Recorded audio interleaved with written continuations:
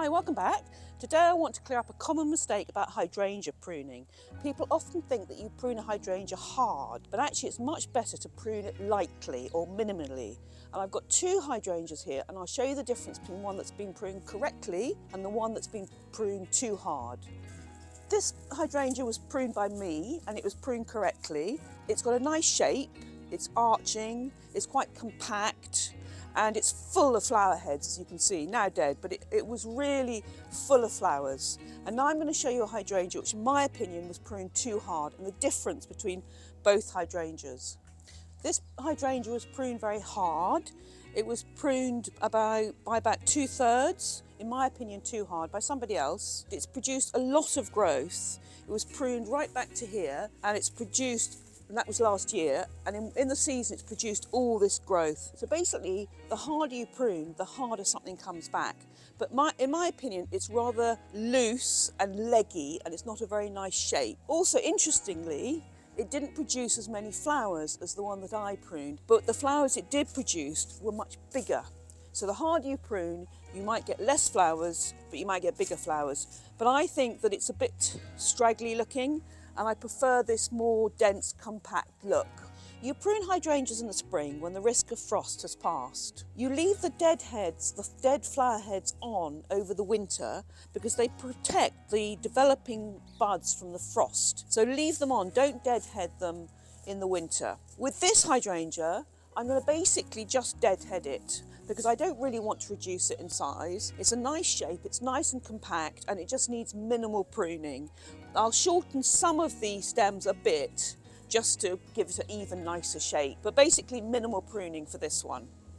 When you're pruning hydrangeas, prune to the first healthy fat bud. With this hydrangea, because we've had a warm weather, the bud has actually begun to break, and the leaf is beginning to emerge. That's fine, it's still okay to prune them. And in this case, I'm going to prune it to about there. So that's a nice healthy leaf emerging there. So now to pruning. With this shrub, it's basically going to be deadheading and shaping. So I'm going to take the dead heads off. I'm going to prune to a nice fat bud or leaf break, and I'm going to shape it.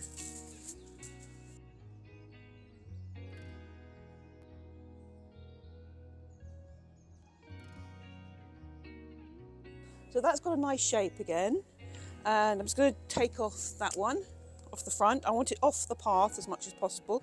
This is a public footpath, but it's now got a really nice shape, and I'm now going to show you how to prune the other one. Now to the other shrub that was pruned too hard. The reason the person pruned it so hard was because they wanted to stop this shrub from overhanging this path, which is a public footway. But all that's happened is that the shrub has put on a lot of growth over the season, and it's overhanging the path again. So I'm actually going to reduce it a bit in size, because I don't want it to be overhanging the path. I also want to encourage it to be more compact and hopefully to bush up a bit. So, because at the moment it's very leggy and it's very loose, and I want it to have more flowers this year.